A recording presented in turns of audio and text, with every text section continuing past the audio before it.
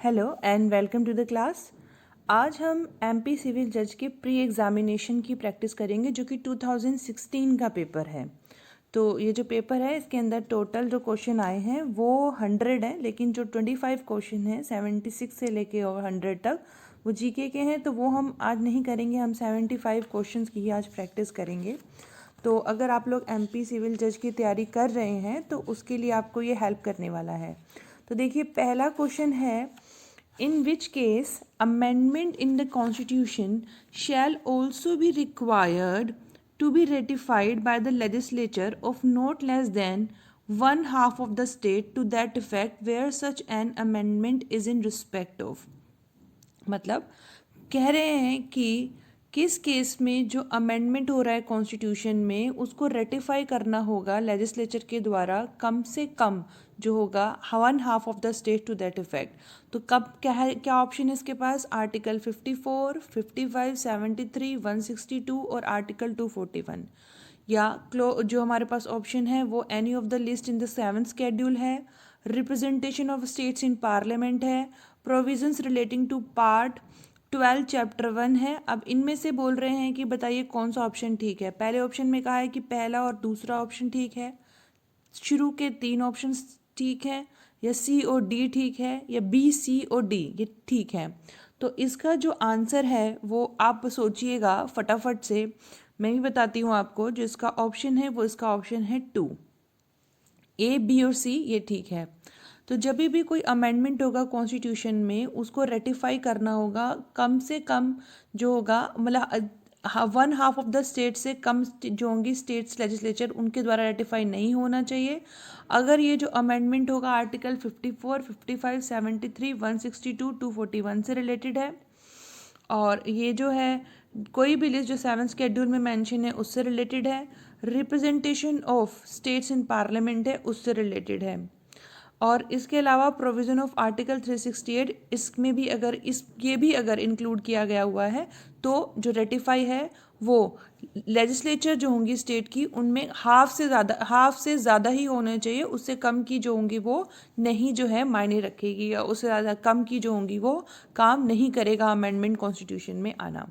तो अब second question आता है, which among the following is not a fundamental right. तो कौन सा फंडामेंटल राइट नहीं है? Right to equality, right to freedom of religion, right to constitutional remedies, equal justice and free legal aid. बहुत आसान सा क्वेश्चन है ये। राइट टू इक्वालिटी हमको पता है, right to freedom of religion भी है, राइट टू कॉन्स्टिट्यूशनल रेमेडीज जो रिट्स हैं वो भी इसके अंदर आता है। तो equal justice and free legal aid ये जो क्लोज हमारे पास डी दिया गया है ऑप्शन में ये नहीं है। ये डायरेक्टिव प्रिंसिपल्स में आते हैं, state policy under article 39A of constitution of India. तो इसमें जो ऑप्शन बनेगा वो ऑप्शन 3 कि 3 जो ऑप्शन है इसके अंदर नहीं आता, बाकी सभी जो है वो ऑप्शन के अंदर आते हैं। फिर नेक्स्ट है, in the 6th schedule of the Indian constitution provisions with regard to administration of tribal areas of some states have been made, which of these following state is not included in there in.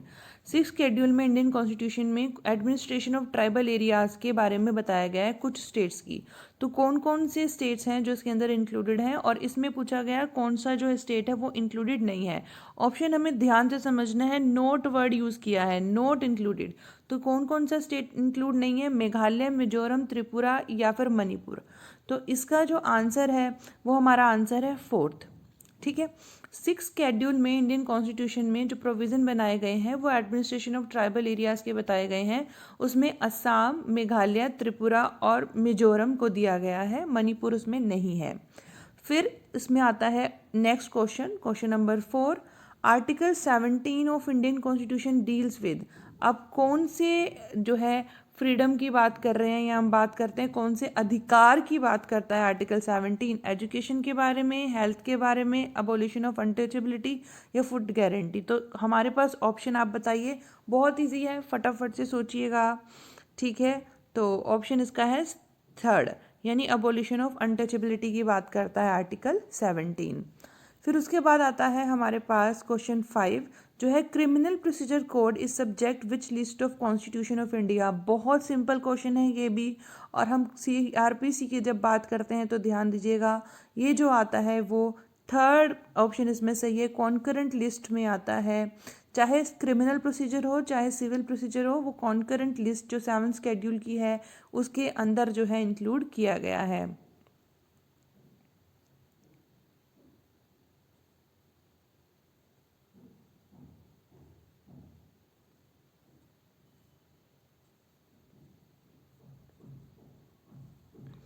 फिर आ जाइए option हमारा जो है, question हमारा sorry 6th है, जिसमें बात की है under civil procedure code a court में नोट इशू ए कमीशन। तो कोर्ट जो है वो कमीशन इशू नहीं कर सकती है सिविल प्रोसीजर कोड में। कब नहीं कर सकती है?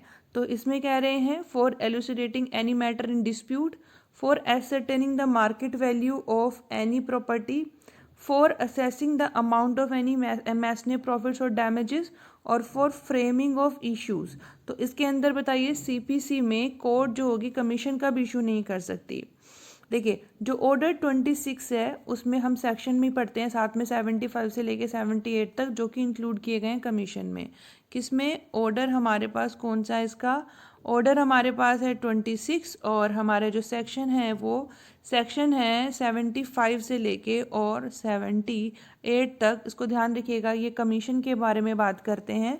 तो इसके अंदर जो कमीशन इशू की जाती है वो एग्जामिनेशन ऑफ पर्सनस के लिए इशू की जाती है, लोकल इन्वेस्टिगेशन के लिए इशू की जाती है, पार्टीशन ऑफ प्रॉपर्टी के लिए इशू की जाती है, टू एडजस्ट अकाउंट्स के लिए, सेल के लिए, इन्वेस्टिगेशन साइंटिफिक टेक्निकल या एक्सपर्ट, और एनी मिनिस्ट्रियल एक्ट, मतलब कोई और भी मिनिस्ट्रियल एक्ट होंगे तो उनके लिए जो है इशू की जाती है। तो इसमें जो ऑप्शन होगा वो 4th होगा, फ्रेमिंग इशू। इशू फ्रेम करने के लिए कमीशन इशू नहीं की जाती। For elucidating any matter in dispute के लिए किया जाता है। For ascertaining the market value of any property, ये भी इसके लिए भी कमीशन इशू करके भेजा जाता है देखने के लिए कि भाई मार्केट वैल्यू क्या है प्रॉपर्टी की। मैसने प्रॉफिट को देखना है और डैमेजेस को देखना है, उसके लिए भी कमीशन इशू किया जा सकता है। तो फॉर फ्रेमिंग इशू के लिए नहीं किया जा सकता, तो ऑप्शन नंबर 4 इसका करेक्ट है। फिर आ जाइए क्वेश्चन नंबर 7 पे, जो कहता है under which of the following orders of CPC provisions regarding a suit by indigent person has been given. और ये मैं आपको इसका वीडियो भी अपलोड कर चुकी हूँ। तो बहुत ही सिंपल है, ऑर्डर 33 के अंदर ये आता है। इंडिजेंट से रिलेटेड जो प्रिंसिपल्स हैं वो सारे बताए गए हैं ऑर्डर 33 में। और मैंने आपके साथ शेयर की थी ट्रिक्स की वीडियो, जिसे मैंने बताया था कि सारे ऑर्डर्स को हम किस तरीके से लर्न कर सकते हैं। तो आप सीपीसी की प्लेलिस्ट खोलिएगा, वहाँ पर आपको ट्रिक्स समझ में आ जाएंगी, tricks to remember CPC orders. तो वहाँ से उसको लर्न जरूर कर लीजिएगा, एकदम से फिर आप कभी नहीं भूलेंगे कि कौन कौन से ऑर्डर हैं। ठीक है, तो ऑर्डर 33 में इंडिजेंट जो है पर्सन के बारे में बात की गई है। फिर हमारे पास आता है ऑप्शन नंबर क्वेश्चन नंबर 8, जो कहता है under order 43 of CPC against which order an appeal shall not lie. तो अपील जो है किस ऑर्डर के अगेंस्ट नहीं होगी? पहला है an order to set aside और refusing to set aside a sale. ठीक है, फिर है an order rejecting an application for permission to sue as an indigent person, an order on objection to the draft of a document when the subordinate court has exercised its jurisdiction illegally or with material irregularity। तो इसका option क्या है? देखिए order 43 बात करता है किस order के अगेंस्ट अपील जा सकती है। तो अपील जा सकती है ऑर्डर टू सेट असाइड और refusing to set aside a sale, इसके अगेंस्ट जा सकती है। Rejecting an application for permission to sue as indigent person जा सकती है। फिर an order on an objection to the draft of a document जा सकती है। लेकिन when the subordinate court has exercised its jurisdiction illegally और विद मटेरियल इरेगुलरिटी, इसकी बात करें, इसमें जो है इसके लिए अपील जो है वो नहीं जा सकती है।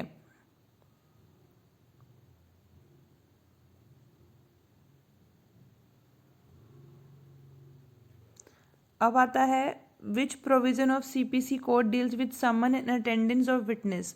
तो फिर से वही बात है, वो ऑर्डर वाली ट्रिक वाली जरूर देख लीजिएगा, इजी हो जाएगा। तो समन और अटेंडेंस की बात करते हैं ऑर्डर 16 में। ऑर्डर 16 में समन की बात करते हैं कि पार्टीज को बुलाया जाता है कोर्ट में। फिर आता है which provision of CPC deals with production impounding and return of documents. तो किसमें जो है इम्पाउंडिंग रिटर्न ऑफ डॉक्यूमेंट्स की बात की गई है। मैं फिर से बोल रही हूँ, आप एक बार ज़रूर देख लीजिएगा उस वीडियो को, आपको सारे ऑर्डर याद हो जाएंगे। तो यहाँ पर ऑर्डर 13 के अंदर जो है वो वहाँ पर production impounding and return of documents की बात की गई है। किसमें? ऑर्डर 13 के अंडर। अब चलते हैं सेक्शन हमारा ये क्वेश्चन नंबर 11 है। ये कहता है under CPC a litigant having a grievance of civil nature has a right to institute a civil suit of cognizance is. तो एक पर्सन जो है लिटिगेंट जो है वो जो है लिटिगेंट जो है उसके ग्रीवाइंस होगी अगर सिविल नेचर की, तो वो इंस्टीट्यूट कर सकता है सिविल सूट ऑफ कॉग्निजेंसेस। अगर कॉग्निजेंस जो होगी नॉट एक्सप्रेसली बार्ड होगी, इम्प्लाइडली बार्ड होगी, एक्सप्रेसली और इम्प्लाइडली बार्ड होगी, या नन ऑफ दीज होगी। तो इसके अंदर ऑप्शन आएगा ऑप्शन नंबर 1 है इसका, जो है इसमें सेक्शन 9 एप्लीकेबल होगा। कौन सा सेक्शन? सेक्शन 9 एप्लीकेबल होगा कि सिविल नेचर का जो सूट होगा उससे रिलेटेड जो ग्रीवाइंस अगर कोई लिटिजेंट है अगर उसके पास, तो उसमें सिविल नेचर का जो सूट होगा तो वो इंस्टीट्यूट किया जा सकता है अगर कॉग्निजेंस एक्सप्रेसली बार्ड नहीं है। सेक्शन 9 कहता है ज्यूरिसडिक्शन ऑफ सिविल कोर्ट्स के बारे में, तो ये देख लीजिएगा, सेक्शन 9 भी इम्पोर्टेंट है। फिर आता है हमारे पास क्वेश्चन नंबर 12 जिसमें बात करिए सीपीसी के अंदर defendant can ask for temporary injunction against the plaintiff. तो जो डिफेंडेंट है वो टेम्पररी इंजंक्शन के लिए जा सकता है। अब इंजंक्शन की भी बात करूं तो वो स्पेसिफिक रिलीफ एक्ट और मैंने आपको सीपीसी दोनों को मिला करके इसके लिए वीडियो अपलोड की थी, तो वो भी देख लीजिएगा अगर आप इंटरेस्टेड हैं पढ़ने में। कोई कंपल्जन नहीं है, हम तो ये रिवाइज कर रहे हैं फटाफट तैयारी करने के लिए, तो अगर देखना हो डिटेल में पढ़ना हो तो पढ़ लीजिएगा। तो हमारा जो क्वेश्चन नंबर 12 है वो यही कहता है कि सीपीसी के अंदर डिफेंडेंट जो है वो टेम्पररी इंजंक्शन के लिए जा सकता है प्लेंटिफ के खिलाफ। कब जा सकता है? अब यहाँ डिफेंडेंट की बात हुई है, वो टेम्पररी इंजंक्शन प्लेंटिफ के अगेंस्ट मांग रहा है।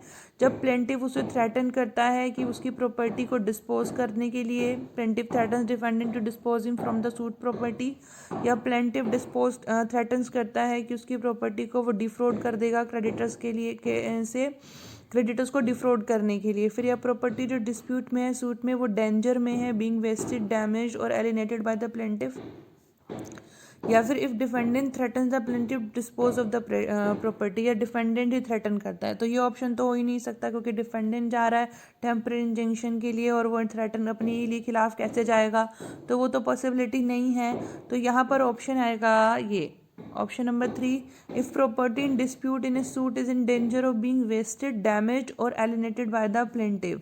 यहाँ पर ऑर्डर 39 की बात हुई है। ऑर्डर 39 इसमें रूल 1 का क्लोज ए ऑफ सीपीसी, जहाँ पर प्लेंटिफ और डिफेंडेंट दोनों ही टेम्पररी इंजंक्शन के लिए जा सकते हैं अगर प्रॉपर्टी डेंजर में है, वेस्ट होने के, डैमेज होने के, या alienated by the opposite party, तो दोनों के पास ये अधिकार होता है। तो इसका ऑप्शन जो आएगा वो 3। और इंजंक्शन की बात की ऑर्डर 39 में, और स्पेसिफिक रिलीफ एक्ट में भी इंजंक्शन है, मैंने बताया, वो वीडियो ज़रूर देख लीजिएगा। फिर उसके बाद आ जाता है हमारे पास क्वेश्चन नंबर 13 जो कहता है सीपीसी में on death of either party to the suit between the conclusion of the hearing and the pronouncing of the judgment the suit, कि मगर अगर ऐसे हो जाए कि अभी जजमेंट नहीं हुआ है, दोनों में से किसी भी पार्टी की डेथ हो जाती है, तो सूट जो होगा कभी कंक्लूज नहीं हुआ है, तो फिर क्या होगा? शैल अबेट, सूट जो होगा वो अबेट हो जाएगा। अबेट नहीं होगा, कोर्ट की परमिशन से अबेट हो सकता है, या फिर दूसरी पार्टी के कंसेंट से अबेट हो सकता है। तो इसमें ऑप्शन देखिएगा, ऑप्शन इसके अंदर आता है हमारे पास जो है सेकंड ऑप्शन। इसमें बात कर रहे हैं ऑर्डर 22 की और रूल 6 की। इसमें कहा गया है जब भी जजमेंट आने से पहले ऐसा हो जाए कि पार्टीज जो हैं उनकी डेथ हो जाती है, उसके बावजूद भी भले ही जजमेंट अभी नहीं आया, केस चल रहा है, जजमेंट अभी प्रोनाउंस होना रह गया है, तो उस केस में सूट जो होगा वो अबेट नहीं होता, सूट खत्म नहीं होता है। फिर ऑप्शन क्वेश्चन हमारा ये थोड़ा सा मुझे कन्फ्यूज़न हो रहा है, तो इसलिए प्लीज़ इसको माइंड मत कीजिएगा। ये जो हमारा क्वेश्चन है वो है 14, जिसमें बात कर रहे हैं सीपीसी के अंदर exempted from personal appearance in civil court. तो सिविल कोर्ट में एग्जाम्प्ट होने के लिए सिविल कोर्ट में अपेयर होने के लिए कौन एग्जाम्प्टेड नहीं है? अब यहाँ देखो क्या लिखा है, एग्जाम्प्टेड नहीं है। कौन एग्जाम्प्टेड नहीं है? मतलब उसको आना ही पड़ेगा कोर्ट में। तो vice president of India, ministers of union and state, जजेस of supreme court and high courts, chairman of union public service commission, तो उसको एग्जाम्प्टेड नहीं किया गया है। ये है option number 4, chairman of union public service commission. इसमें सेक्शन जो होगा वो 133 चलेगा। ठीक है, तो ध्यान रखिएगा कि वाइस प्रेसिडेंट ऑफ इंडिया को एग्जाम्प्ट किया जा सकता है कि ठीक है नहीं आ रहे, मिनिस्टर्स को, जजेस को, सुप्रीम कोर्ट और हाई कोर्ट को, लेकिन चेयरमैन ऑफ यूपीएससी उनको आना पड़ेगा, उन्हें एग्जाम्पशन नहीं मिला सेक्शन 133 में सीपीसी में। अब चलते हैं हम अपने जो नेक्स्ट क्वेश्चन में, क्वेश्चन नंबर 15 जो कि बात करता है Order 32 Rule 1 of CPC, a minor means a person who has not attained his majority within the meaning of। अब इसमें देखिए जुवेनाइल जस्टिस एक्ट है, सिविल प्रोसीजर कोड है, इंडियन मेजोरिटी एक्ट है, Hindu minority and guardianship act है। ये तो सबको पता है कि मेजोरिटी की जब बात करते हैं तो वो इंडियन मेजोरिटी एक्ट के अंदर ही है। जब 18 ईयर्स की मेजोरिटी की बात करते हैं वो कहाँ से आई है, इंडियन मेजोरिटी एक्ट से आई है। तो अंडर ऑर्डर 32 रूल 1, तो माइनॉरिटी की जब बात हुई है ऑर्डर 32 रूल 1 में, तो वो इंडियन मेजोरिटी एक्ट के अकॉर्डिंग चलती है। ठीक है, अब हम नेक्स्ट क्वेश्चन की तरफ चलते हैं जहाँ पर बात आ रही है टीपी से रिलेटेड। तो टीपी एक्ट को आप लोगों ने बहुत पसंद भी किया था, मैं बहुत शुक्रगुजार हूँ उसके लिए कि आपको वीडियोस अच्छी लगी। तो अब हम टीपी एक्ट अगर आपने ध्यान से पढ़ा है तो फिर तो आंसर फटाफट हो दे ही पाएंगे। देखो एमपी में जो प्री का एग्ज़ाम आता है, अगर आप कुछ प्रीवियस ईयर के क्वेश्चन पेपर अटैम्प्ट कर लेंगे ना तो वो बहुत ईजी हो जाता है आपके लिए फिर उस चीज़ को निकाल पाना। क्योंकि ऐसा एमपी का नहीं, काफ़ी सारे जो आप जुडिशियल सर्विस एग्ज़ाम देखेंगे प्रीवियस ईयर के, तो सब आप अटैम्प्ट करते रहते हो ना तो फिर ईजी हो जाता है। क्योंकि घूम फिर के वही सेक्शन जो होते हैं इंपॉर्टेंट होते हैं, वही सेक्शन जो होते हैं वो बार बार आए होते हैं। तो इसलिए प्रैक्टिस करना बहुत ज़रूरी है प्रीवियस ईयर के क्वेश्चन पेपर की। तो क्वेश्चन नंबर 16 कहता है which among the following is false statement about the term clog on redemption. तो रिडेम्पशन की जब हमने बात करी तो वो किस पर आई है, मॉर्गेज की यहाँ पर आई है। तो वो क्लोग ऑन रिडेम्पशन जो होता है वो डॉक्ट्राइन क्या कह रहा है कि उसके बारे में कौन सा जो स्टेटमेंट है जो बताए गए, हमारे पास ऑप्शन है 4, कौन सा गलत है या झूठा है।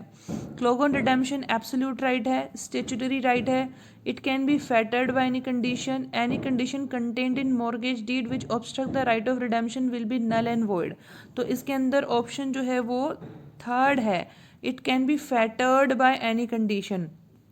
क्योंकि हमें पता है क्लोग ऑन रिडेम्पशन ये कहता है कि राइट टू रिडेम्पशन जो मॉर्गेजर के पास है वो फेटर्ड नहीं हो सकता किसी भी कंडीशन पे, क्योंकि ये एक एब्सोल्यूट राइट है।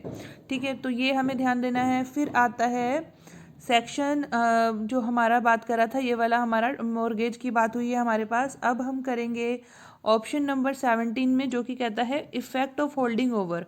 तो होल्डिंग ओवर का इफेक्ट क्या होगा, ये होल्डिंग ओवर है तो लीज की बात हो रही है। तो लीज के लिए हमने बात करी, हमारे पास चला जाएगा सेक्शन 116 ऑफ टीपी। तो क्या कह रहे हैं कि होल्डिंग ओवर का सेक्शन 116 चलेगा तो कहाँ क्या इफेक्ट होगा, lease becomes illegal, lease is renewed, या फिर लीज एक्सटिंग्विश हो जाएगी, या लीज वॉइड हो जाएगी। तो इसका इफेक्ट क्या होगा, इसका इफेक्ट हो जाएगा होल्डिंग ओवर का, लीज रिन्यू हो जाएगी। तो होल्डिंग ओवर का कंसेप्ट भी मैंने बहुत इजीली समझाया था कि होल्ड करके रखना। तो अगर होल्ड करके रखा है और टाइम पीरियड पूरा हो गया फिर भी नई प्रॉपर्टी वापस करी तो क्या होगा, फिर वो लीज जो होगी वो रिन्यू हो जाती है।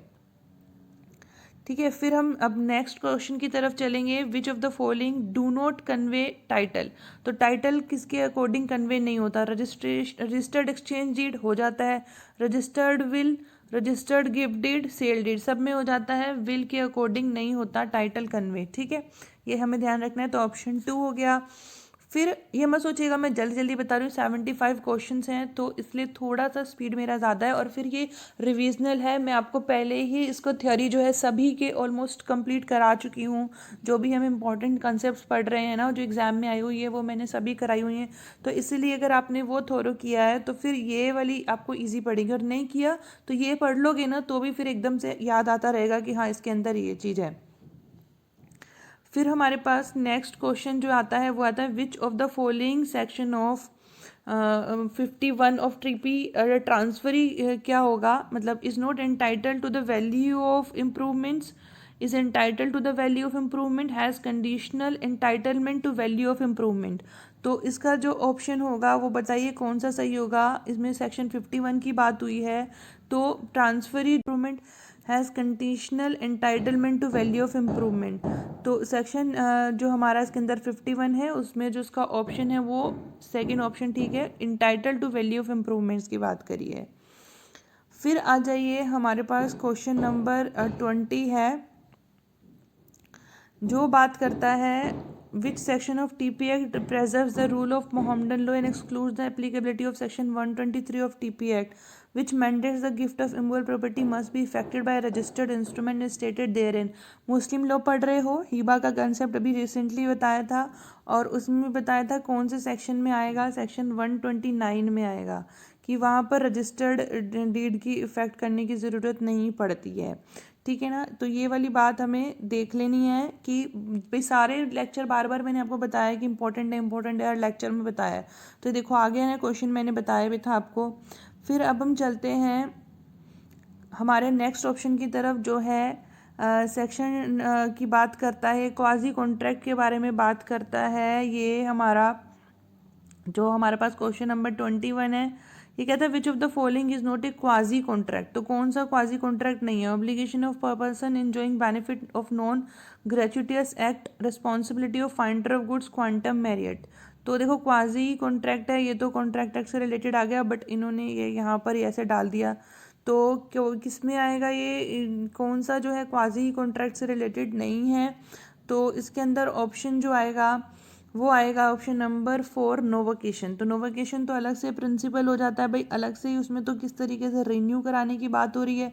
तो यहाँ पर चैप्टर 5 सेक्शन 68 से लेके और 72 के जो प्रोविजन होते हैं फाइंडर ऑफ गुड्स से रिलेटेड हैं, ये मतलब क्वाजी कॉन्ट्रैक्ट से रिलेटेड आते हैं सारे। Obligation of person enjoying benefit उसका ऑब्लिगेशन बैठता है, वो क्वाजी कॉन्ट्रैक्ट आता है। Responsibility of finder goods quantum Marriott है, तो वो भी क्वाजी कॉन्ट्रैक्ट में आएगा, बट नोवोकेशन नहीं आता है। तो ये वाला ऑप्शन है। फिर आ जाइए हमारे पास नेक्स्ट क्वेश्चन के ऊपर जो है हमारा क्वेश्चन नंबर 22। ये कहता है contract to sell and deliver 500 bales of cotton to be on a fixed day. A knows nothing of B's mode of conducting his business. A breaks his promise and B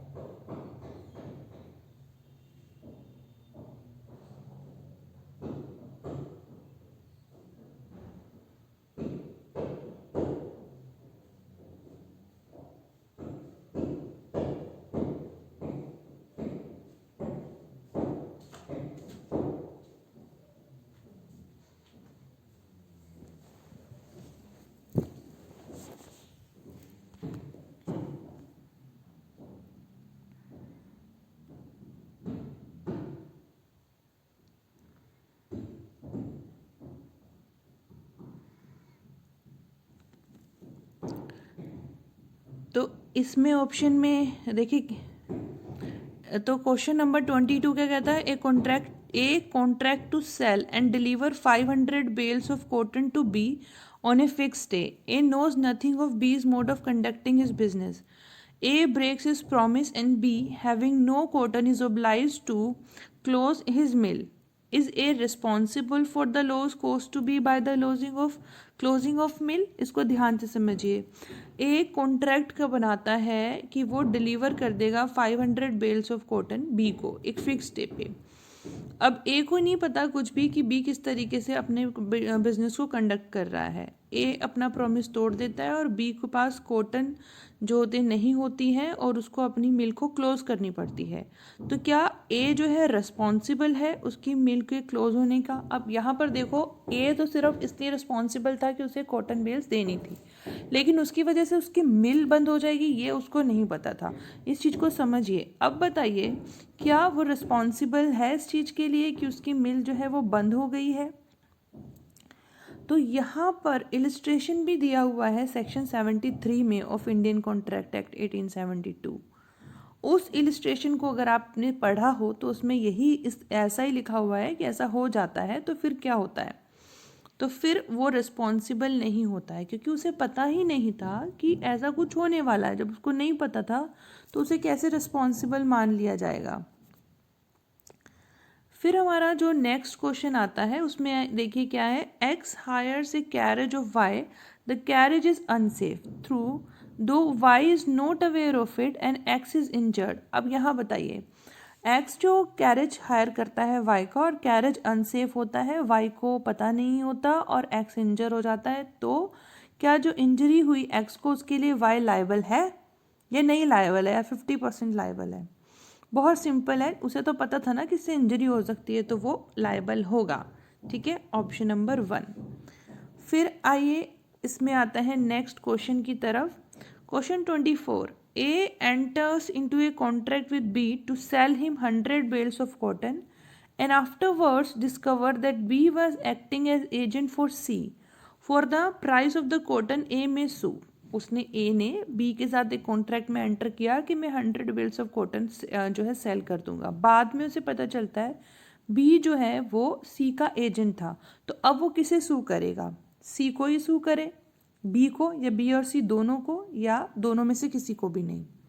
तो इसका जो option आएगा वो सी के लिए आएगा, क्योंकि वो एजेंट की तरह काम कर रहा है, वो प्रिंसिपल नहीं है, तो वो उसे सू नहीं करेगा।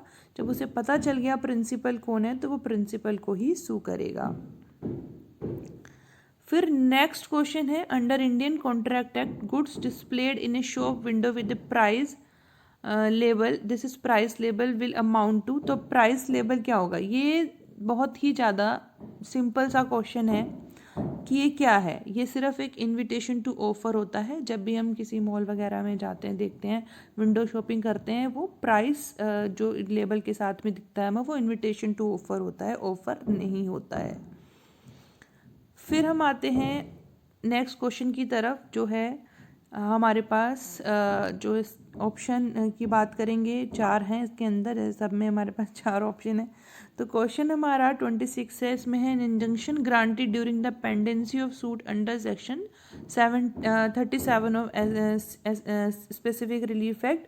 तो जो कोई इंजंक्शन है जो वो सूट पेंडेंसी भी होती है, वो सेक्शन 37 में इंजंक्शन ग्रांट किया जाता है SRA की। तो वो कैसा इंजंक्शन हुआ? परपेचुअल, मैंडेटरी, टेम्परेरी या परमानेंट?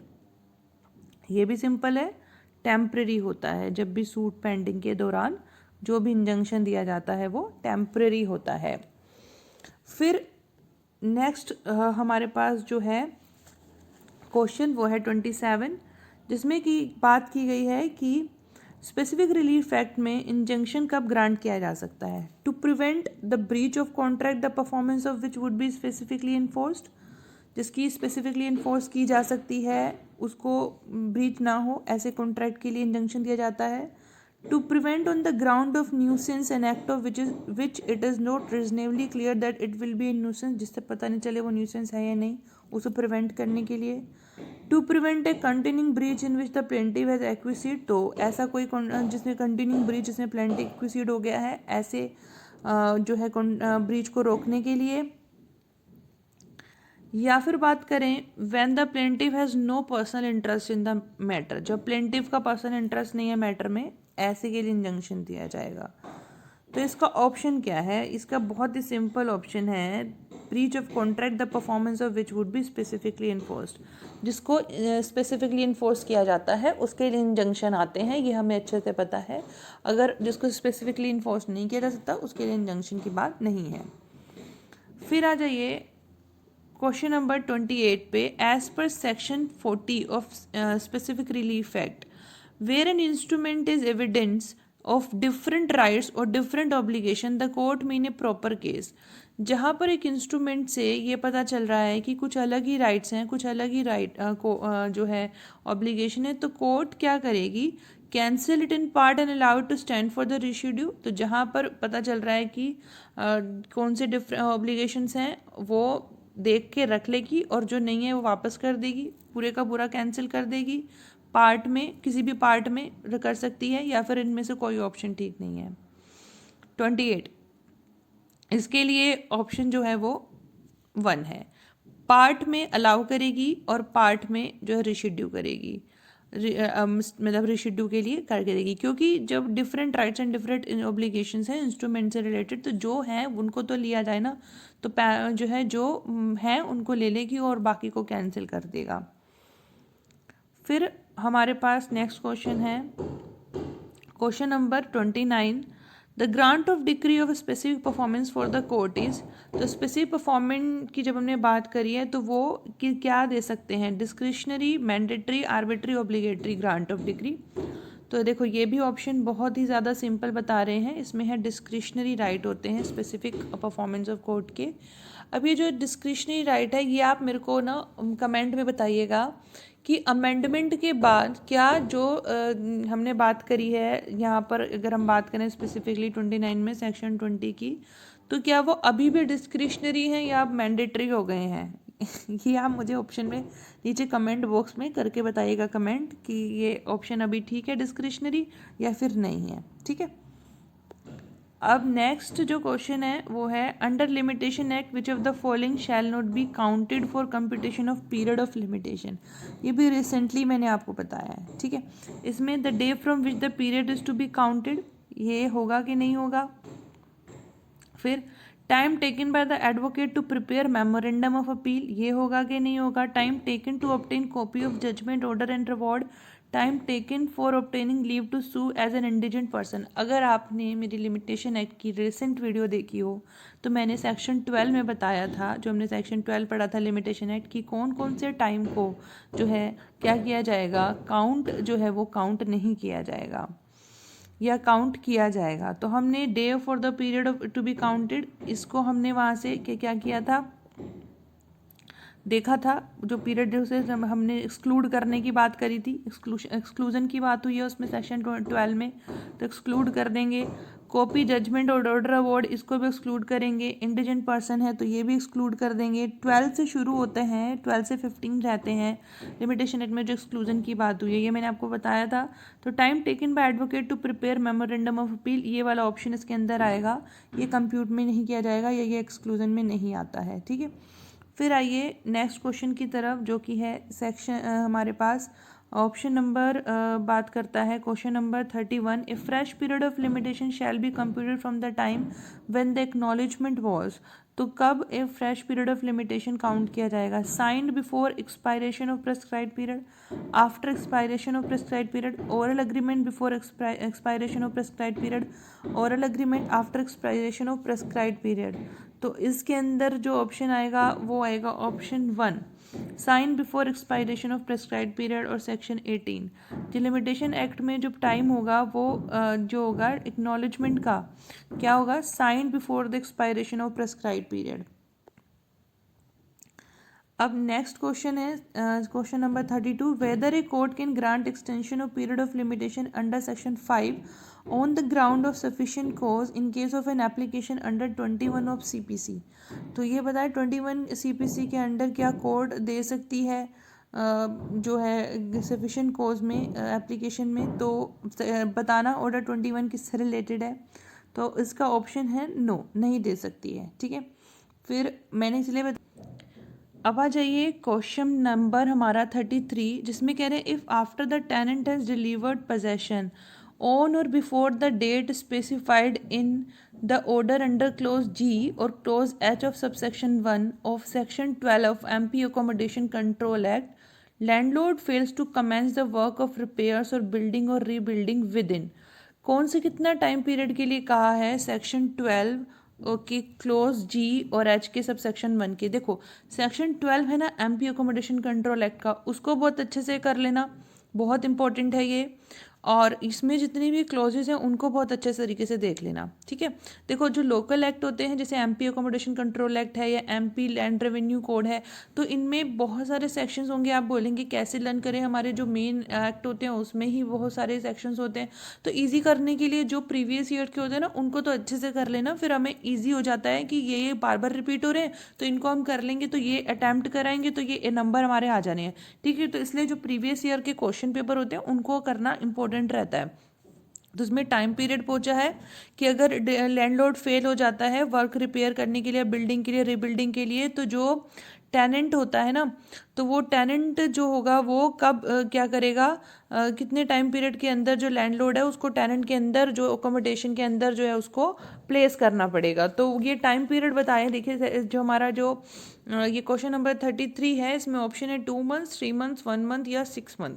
तो इसका जो ऑप्शन है वो है 1 मंथ, 1 महीने के अंदर टाइम पीरियड उसको दिया गया है कि 1 महीने के टाइम पीरियड जो स्पेसिफाइड डेट है एप्लीकेशन के अंदर जो बनी है उसके अंदर कोर्ट जो होंगे ऑर्डर दे सकते हैं लैंडलॉर्ड को कि वो टेनेंट जो है को वो जो अकोमोडेशन में वापस भेज दे, अगर वो फेल हो जाता है उसमें जो भी रिपेयर वगैरह बिल्डिंग वगैरह को कराना है उसके उसमें फेल हो जाता है रिपेयर कराने में। तो फिर आता है हमारा क्वेश्चन 34 जो कहता है which section of MP accommodation control act 1961 is provided for fixation of provisional rent. तो प्रोविजनल रेंट के लिए देखो प्रोविजनल रेंट की बात हुई, तो कौन सा जो सेक्शन है वो प्रोविजनल रेंट की बात करता है, कौन सा सेक्शन बात करता है? ऑप्शन दे रखे हैं सेक्शन 12 का सब सेक्शन 1, 12 का 2 या 13 का 2 या 13 का 6। मैंने बोला जो बार बार आते हैं ना उनको तो बहुत अच्छे से कर लेना। तो इसका जो ऑप्शन है वो है 13 का 2, यानी इसके अंदर प्रोविजनल रेंट के बारे में बात हुई है। फिर आता है हमारे पास नेक्स्ट क्वेश्चन 35 जो कहता है if A landlord receives any rent in excess of the standard rent. तो जो रेंट कंट्रोलिंग अथॉरिटी ने फिक्स करी है रेंट, उससे ज़्यादा अगर लैंडलॉर्ड रिसीव कर लेता है एक्सेस में तो वो पनिश होगा simple imprisonment of a term, जो कितनी जा सकती है 3 महीने, 6 महीने, 1 साल या फिर 1 महीने, कितनी जा सकती है? इसका ऑप्शन में देखो, इसके ऑप्शन में 3 महीने तक वो जा सकता है अगर वो एक्सेस में रिसीव कर लेता है। फिर नेक्स्ट क्वेश्चन की तरफ आगे बढ़ते हैं। नेक्स्ट क्वेश्चन हमें कहता है कि which one is not the correct answer. तो करेक्ट आंसर कौन सा नहीं है? The government may by notification exempt any accommodation from all or any of the provisions of the MP accommodation control act. तो किस में नोटिफिकेशन लगा करके जो गवर्नमेंट है वो अकोमोडेशन से हटा सकता है? एमपी अकोमोडेशन कंट्रोल एक्ट के अकोमोडेशन से, जो जो अकोमोडेशन बताए गए हैं वहाँ से हटा सकता है। एजुकेशनल इंस्टीट्यूशन को, रिलीजियस इंस्टीट्यूशन को, चैरिटेबल को या फिर कल्चरल को। तो इसका जो ऑप्शन होगा ना वो ऑप्शन है, ऑप्शन इसका नंबर है कल्चरल इंस्टीट्यूशन को वो हटा सकता है, ठीक है, अकोमोडेशन कंट्रोल एक्ट से नोटिफिकेशन निकाल करके जो स्टेट गवर्नमेंट है वो। फिर next question 37 no suit for the eviction of a tenant shall be maintainable on the ground specified under. तो जो सूट्स के जो ग्राउंड स्पेसिफाई किए गए हैं कि टेनेंट के विरुद्ध सूट स्पेसिफाई कर सकते हैं, तो कौन कौन जितना पीरियड नहीं हुआ कितना पीरियड हो जाना चाहिए लैप्स तभी कर सकते हैं। तो कह रहे हैं unless a period of dash, कितने टाइम तक का पीरियड? तो इसमें बात करेंगे 1 साल का टाइम पीरियड जो है वो बीत जाना चाहिए, उसके बाद व्यक्ति को निकाल सकते हैं, उससे पहले नहीं निकाल सकते, ठीक है। और इसके लिए अगर हम बात करें तो सेक्शन 12 का सबसेक्शन 4 है, ठीक है। फिर आ जाइए नेक्स्ट हमारा जो क्वेश्चन है वो 38 क्वेश्चन है हमारा, और ये कहता है एमपी लैंड रेवेन्यू कोड से रिलेटेड। इसमें कह रहे हैं कि which revenue officer is competent to take action under section 248, 250 और एमपी लैंड रेवेन्यू कोड के अंदर कौन से ऑफिसर को के पास पावर है कि वो एक्शन ले सकता है? तो ये है तहसीलदार रेवेन्यू, ये भी इंपॉर्टेंट सेक्शन है, इसको देख लेना, ये इंपॉर्टेंट क्वेश्चन है। फिर 39 है under MP land revenue code what rights are of village are entered in वजीबुल अर्ज। तो वजीबुल अर्ज के अंदर क्या कौन कौन से राइट है? इरिगेशन का, right two way, any other easement, किन किन चीज़ों के बारे में बात की गई है? तो ये सारी चीज़ों के बारे में वजीबुल अर्ज के अंदर बात की गई है। वजीबुल अर्ज सेक्शन 242 भी पढ़ लेना, ठीक है, एमपी लैंड रेवेन्यू कोड का। फिर उसके बाद हमारा नेक्स्ट क्वेश्चन सेक्शन 40 का है, जो कहता है under section 113 of MP land revenue code clerical errors जो कि मेड याद की जाती है रिकॉर्ड्स ऑफ राइट्स में, तो वो करेक्ट कौन कर सकता है? तहसीलदार, सब डिविजनल ऑफिसर, रेवेन्यू ऑफिसर या फिर कलेक्टर। तो उसे कर सकता है सब डिविजनल ऑफिसर। जो क्लरिकल एरर्स होती हैं सेक्शन 113 में, ये भी देखो इंपॉर्टेंट है, वो सब डिविजनल ऑफिसर करेक्ट कर सकता है। फिर नेक्स्ट क्वेश्चन है सेक्शन की बात करें 57 की, एमपी लैंड रेवेन्यू कोड की। कह रहे हैं कि where dispute arises between the state government और any person in respect of any right, तो उसके अंदर फिर डिस्प्यूट कौन डिसाइड करेगा? Sub divisional officer, collector, civil court या स्टेट गवर्नमेंट। तो कौन करता है? करता है स्टेट गवर्नमेंट। जब भी किसी व्यक्ति या किसी पर्सन के बीच में कोई सूट डिस्प्यूट अराइज होता है तो स्टेट गवर्नमेंट उसको डिसाइड करती है। फिर according to MP land revenue code who is not revenue officer, तो रेवेन्यू ऑफिसर कौन नहीं है ये भी देख लेना। नायब तहसीलदार है, सेटलमेंट ऑफिसर भी है, असिस्टेंट सुपरिटेंडेंट लैंड रिकॉर्ड्स भी है, रेवेन्यू इंस्पेक्टर जो है वो रेवेन्यू ऑफिसर नहीं है, ठीक है, तो कंफ्यूज मत होना, रेवेन्यू इंस्पेक्टर रेवेन्यू ऑफिसर नहीं है, देख लेना। फिर आता है इंडियन एविडेंस एक्ट, जिसमें कह रहे हैं under Indian evidence act which among the following does not come under the category of privileged communication. Privileged communication में मैंने बहुत डिटेल में आपको पढ़ाया था अलग अलग पार्ट बना के, तो 120 से लेके और 129 तक Indian evidence act privilege communication की बात करते हैं। तो उसमें कम्युनिकेशन मेड ड्यूरिंग मैरिज भी है, communication made by witness who is unable to communicate verbally, official communication व प्रोफेशनल कम्युनिकेशन। तो जो वर्बल कम्युनिकेशन दे रहा है व्यक्ति जो कम्युनिकेट नहीं कर सकता, उसको तो हम ओरल उसमें ले लेते हैं, एविडेंस में ले लेते हैं, तो वो प्रिविलेज कम्युनिकेशन का पार्ट नहीं है। फिर नेक्स्ट आइए, बहुत सिंपल क्वेश्चन, रेस्ट जेस्टे कौन से सेक्शन में है? तो रेस्ट जेस्टे सेक्शन बताइए बताइए फटाफट, ये तो सबको ही बता देंगे, सेक्शन 6 में है। फिर आइए नेक्स्ट क्वेश्चन, ये है under Indian evidence act what is not primary evidence. तो डॉक्यूमेंट बाय प्रिंटिंग है, लिथोग्राफी है, फोटोग्राफी है, documents copies of common original. तो कॉपीज ऑफ कॉमन ओरिजिनल ये प्राइमरी नहीं है, ठीक है। फिर इंडियन एविडेंस एक्ट की बात करो, इसमें दो देखो प्रॉब्लम दी हुई है, कह रहे हैं कि कौन सा करेक्ट है। पहली प्रॉब्लम देखो, A agrees absolutely in writing to pay B ₹1000 on 1 March 2010, कि मैं पे करूंगा। The fact at the same time an oral agreement was made that the money should not be paid till the 31 March can not be prove. तो क्या उसे prove नहीं किया जा सकता? ये बात सही है कि प्रूव नहीं किया जा सकता? हाँ जी, ये सही है, उसे प्रूव नहीं किया जा सकता। A sells B a horse and verbally warrants him sound, बेचता है और कहता है ठीक है। A B gives B a paper in these words, कि क्या कह रहा है कि मैंने ए से घोड़ा बी ने खरीदा 500 रुपये में, तो क्या बी वर्बल वारंटी को प्रूव कर सकता है? जी कर सकता है। तो दोनों ही जिसमें जो प्रॉब्लम्स हो गई वो ठीक हो गई। अब देखो प्रॉब्लम रिपीट होंगी ये मैं नहीं कह सकती हूँ, क्योंकि बट जो सेक्शन से रिलेटेड होते हैं वो तो रिपीट हो ही जाते हैं question. Next under section 45 opinion of expert की बात कर रहे हैं, तो क्या कॉन्क्लूसिव प्रूफ है? रेलिवेंट नहीं है, नोट एडमिसिबल है, नोट ए कॉन्क्लूसिव प्रूफ। तो ये ऑप्शन है नोट ए कॉन्क्लूसिव प्रूफ, उसको हमने पढ़ा था, कॉरोबोरेट करना जरूरी है। देखो मैं इसीलिए पहले मैंने सब जो है क्लासेस चलाई थी ताकि आप उसको समझ लें। तो जो लोग रेगुलर फॉलो करते हैं उन्होंने पढ़ी होगी ये वाली क्लास, उसमें मैंने कहा था कॉन्क्लूसिव प्रूफ नहीं है, ये कैसा है? कॉरोबोरेटिव है। तो ये कॉन्क्लूसिव प्रूफ नहीं है भाई, रेलिवेंट है ये, तो इज नॉट रेलिवेंट वाला ऑप्शन तो हो ही नहीं सकता, एडमिसिबल भी है, ठीक है, तो कॉन्क्लूसिव नहीं है। फिर है presumption as to electronic agreement, यहाँ देखो इलेक्ट्रॉनिक एविडेंस नहीं है, अग्रीमेंट है, तो वो कहाँ है? 85A, 85B, 85C, 85A, ठीक है, 85A में है इलेक्ट्रॉनिक अग्रीमेंट, ए से अग्रीमेंट और ए से क्या 85A, ठीक है, ध्यान रखना। फिर आता है डाइंग डिक्लेरेशन अंडर सेक्शन 32 एडमाइजेबल होगा when it is reduced in writing, even when it is made to a police officer, only when it is made to judicial magistrate, only when it is made to executive magistrate। अब देखो यहाँ पर बहुत technical बात है, only word use हुआ है, Avon word use हुआ है, तो जब एक पुलिस ऑफिसर को भी होगा तो भी वो एडमिसिबल होगा, ओनली ओनली वाली बात यहाँ पे है नहीं, ठीक है, ये टेक्निकल सी बात थी इसके अंदर, इजी था बट टेक्निकल बात थी। A is charge with travelling on a railway without a ticket, under the Indian evidence act the burden of proving कि उसके पास टिकट है, एक व्यक्ति चार्ज उसके ऊपर चार्ज लगाया कि भाई आपके पास टिकट नहीं थी, आप बिना टिकट के यात्रा कर रहे थे, तो जो व्यक्ति के ऊपर चार्ज लगा एक्यूज उसे प्रूव करना पड़ेगा कि जी नहीं मैं तो टिकट के साथ यात्रा कर रहा था, ठीक है। फिर आता है हॉस्टाइल विटनेस का कोई स्टेटमेंट होता है तो वो क्या इररिलेवेंट होता है, can be acted upon, can not be acted upon, has no evidentiary value. अब हॉस्टाइल विटनेस कहाँ बताया, सेक्शन 154 इंडियन एविडेंस एक्ट की बात करें यहाँ पर। तो इसमें कह रहे हैं कि वो एक्ट किया जा सकता है, भाई अगर एक व्यक्ति के लिए हॉस्टाइल हुआ है पर उसकी बात तो सच होगी, झूठ थोड़ी ना बोल रहेगा वो, तो यहाँ पर यही बात कह रहे हैं।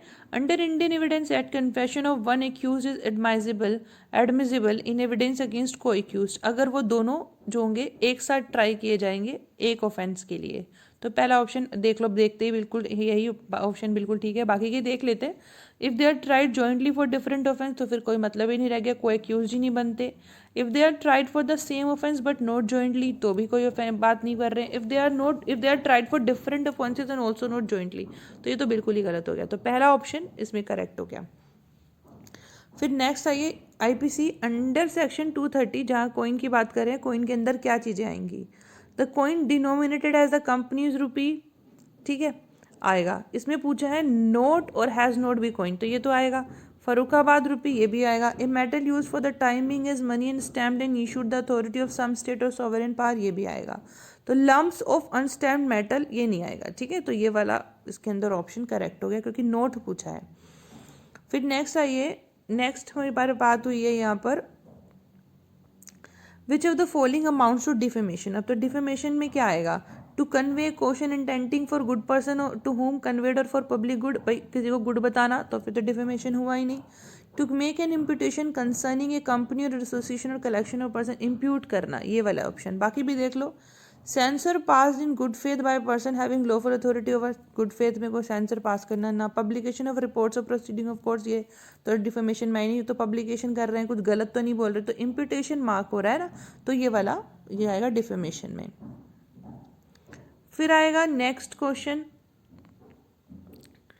ए विदाउट एन एक्सक्यूज फायर से लोडेड कैनन, देखो ये भी ना इलिस्ट्रेशन में है, ठीक है, ये भी एक इलिस्ट्रेशन जो हमारा सेक्शन 300 है ना उसका इलिस्ट्रेशन है ये, कि एक व्यक्ति क्या करता है एक कैनन भर के तोप भर के और जो है लोगों भीड़ पे चला देता है और उनमें से एक व्यक्ति मर जाता है, व्यक्ति का इंटेंशन था नहीं उसको मारने का, तो ये किस में आएगा, मैंने आपको पहले बता दिया 300 में आएगा। तो उसने जो है ऑफेंस किया है, क्या ऑफेंस किया है उसने 300 में। फिर आएगा after criminal law amendment act 2013 जो गैंगरेप है वो पनिशेबल कहाँ होगा, 376D में, ये इजी क्वेश्चन है बहुत, है ना। Removal of ornament dishonestly from the body of disease person, तो अगर कोई व्यक्ति मृत है डिसऑनेस्टली उसकी बॉडी से ऑर्नामेंट्स को हटा लेना, तो ये जो है कौन सा क्राइम होगा, ये भी देखो सेक्शन बहुत इंपॉर्टेंट है, बहुत रिपीट होता है, ध्यान रख लेना, इंपॉर्टेंट है। आईपीसी का सेक्शन 404 डिसऑनेस्टली जो है रिमूव करना डिसीज पर्सन की बॉडी से ऑर्नामेंट्स को। फिर सेक्शन 511 किसके बारे में, अटैम्प्ट की बात करता है, बट कौन से अटैम्प्ट की बात करता है, मर्डर के, सुसाइड के, थेफ्ट के, रोबरी के। देखो attempt to commit murder already हमारे पास आईपीसी में कवर है, सुसाइड का भी और थेफ्ट जो है क्या बोलते हैं उसको, थेफ्ट का भी, रोबरी का भी। बताओ कौन सा कवर है, रोबरी का कवर है, थेफ्ट का कवर नहीं है, तो अटैम्प्ट वाली बात है 511 में, और वो भी थेफ्ट का। तो जो अटैम्प्ट कवर नहीं है आईपीसी में वो यहाँ पे 511 में कवर है आईपीसी के। तो ये वाली बात मैं आपको जब ये सेक्शन पढ़ाया ना था वो बताया था, तो ये वाली बात देखना, अटेम्प्ट टू कमिट थेफ्ट। फिर नेक्स्ट पे आ जाओ, under IPC which of the statement represent the correct position of law to constitute abetment. Abetment constitute करने के लिए क्या ज़रूरी है कि अबेट जो उसने जिसे उकसाया गया था जिस काम के लिए वो हो गया हो, जरूरी नहीं है, तो ऑप्शन गलत हो गया। Note necessary that the act abetted must be committed, ये वाला ऑप्शन ठीक है कि ज़रूरी नहीं है, फिर भी चलो देख लेते हैं next. Necessary that the person abetted must have the same intention knowledge as that of abettor, कि उसके पास सेम इंटेंशन होना था, नेसेसरी है ये बात, नहीं है ज़रूरी नहीं, नन ऑफ दिस ऐसा तो है नहीं, ये वाली बात हमारे पास सही पकड़ी गई, तो ऑप्शन 2 आ गया। फिर आ जाइए अबेटमेंट की बात करें तो उसका सेक्शन भी देख लो, सेक्शन 108, ठीक है। फिर 60 की बात करो, A cuts down a tree on B's land with the intention of dishonestly taking the tree out of B's possession without B's consent, which offence is committed by A जो है पेड़ काटता है बी के लैंड से और dishonestly उसको उठा करके वो ले जाता है उसकी कंसेंट के बिना, तो किसने कौन सा ऑफेंस किया? देखो बहुत ज़्यादा इजी है ये, बहुत ज़्यादा। जो मूवेबल प्रॉपर्टी है उठा के ले गया डिसऑनेस्टली उसकी कंसेंट के बिना, तो यहाँ पर क्या हो गया? यहाँ पर सारे एलिमेंट पूरे हो रहे हैं थेफ्ट के, तो ये क्या हुआ? थेफ्ट। फिर आ जाओ under IPC married man commits adultery. अब अडल्ट्री की बात करें तो अनमैरिड वुमेन के साथ married women other than his wife, ये वाली बात सही होगी, है ना? तो अडल्ट्री भले अब क्राइम नहीं रहा, लेकिन भाई उसको जो है एक वो तो बनाया जा सकता है ना माध्यम की डिवोर्स के लिए, तो भाई गलत तो है ये अडल्ट्री, भले उसको क्राइम नहीं मान रहे बट गलत तो है। A prepares a marksheet with an intention to get a job thereby committed the offence. A ने एक मार्कशीट बना ली और जॉब लेने के लिए, तो वो मिसचीफ में आएगा, चीटिंग में आएगा, फॉर्जरी में आएगा, फॉल्सिफिकेशन ऑफ अकाउंट, फॉर्जरी में आएगा, क्योंकि जो है डॉक्यूमेंट प्रिपेयर करे हैं धोखे से। फिर सीआरपीसी देखो, अंडर सीआरपीसी द समरी जो समरी ट्रायल के लिए मैक्सिमम टर्म इम्प्रिजनमेंट वो क्या है? ये देखो, ये भी बहुत इंपॉर्टेंट के साथ साथ बहुत इजी है। सेक्शन 262 का जब सेक्शन 2 में बताया गया है पनिशमेंट, और मैक्सिमम पनिशमेंट कितना है? 3 महीने का। अंडर सीआरपीसी विच इरेगुलरिटी विटिएट प्रोसीडिंग, ये इंपॉर्टेंट क्वेश्चन है। कौन सी इरेगुलरिटी जो है प्रोसीडिंग्स को विटिएट कर देती है और वॉइड करती है? If any magistrate not being empowered by law, तो कौन सी? Demand security to keep the peace. देखो ये वाला जो ऑप्शन है 64, मेरे को तो पहला ही ऑप्शन सही लग रहा है। इशू ए search warrant under section 94 CrPC, ये विटिएट नहीं करेगा। Hold N inquest under section 166, ये भी विटिएट नहीं करेगा। सेल्स प्रॉपर्टी अंडर सेक्शन 458 और सेक्शन 459 सीआरपीसी, तो यही वाला ऑप्शन जो है demand security to keep the peace, ये विटिएट करता है प्रोसीडिंग्स को और वॉइड होगा, ठीक है। फिर आ जाइए नेक्स्ट पे, under CrPC the period of limitation of taking cognizance of any offence shall be 3 years. तो कॉग्निजेंस लेने का जो पीरियड होगा 3 ईयर्स कब होगा? जब ऑफेंस पनिशेबल है imprisonment for a term exceeding 1 year but not exceeding 3 year. देखो पहला ही ऑप्शन ठीक है भाई, 1 साल से 3 साल तक का जब टाइम पीरियड होता है ना, तभी 3 साल का लिमिटेशन पीरियड भी होता है, ठीक है। तो फिर बाकी के ऑप्शन क्या पढ़ने हैं, जब उनमें नन ऑफ दीज तो दिया ही नहीं हुआ, तो यही ऑप्शन ठीक हो गया। फिर उसके बाद आ जाइए नेक्स्ट पे, इन एमपी, ये इंपॉर्टेंट है क्योंकि सिर्फ एमपी की बात हुई है, तो in MP offence under section 317 और 318 ऑफ आईपीसी कौन ट्राई करता है? Judicial magistrate first class, chief judicial magistrate court of session, या चीफ मेट्रोपॉलिटन मजिस्ट्रेट? तो ये करते हैं कोर्ट ऑफ सेशन, ठीक है, ये याद रख लेना, कोर्ट ऑफ सेशन 317 और 318 को ट्राई करते हैं। फिर who among the following is not entitle to claim maintenance? तो वाइफ लिविंग इन अडल्ट्री, बिल्कुल उसको नहीं मिलने का है maintenance. Major married daughter who can not maintain herself, देखो यहाँ पर टेक्निकल बात देखो, मैरिड डॉटर है वो, अनमैरिड नहीं है, भले वो अपने आप को मेंटेन नहीं कर सकती लेकिन वो मैरिड है, तो यानी कि ये वाली बात यहाँ पर फिट नहीं बैठती, वो जो है उसको एंटाइटल्ड नहीं है। फिर both husband and wife living separately by mutual consent से अलग अलग रह रहे हो, तो बिल्कुल नहीं मिलेगा, तो ऑल ऑफ दीज हो गया। फिर आता है next question, when can a trial court release an accused on bail under section 389 subsection 3? Conviction के बाद बेल पे कब रिलीज किया जा सकता है, ठीक है।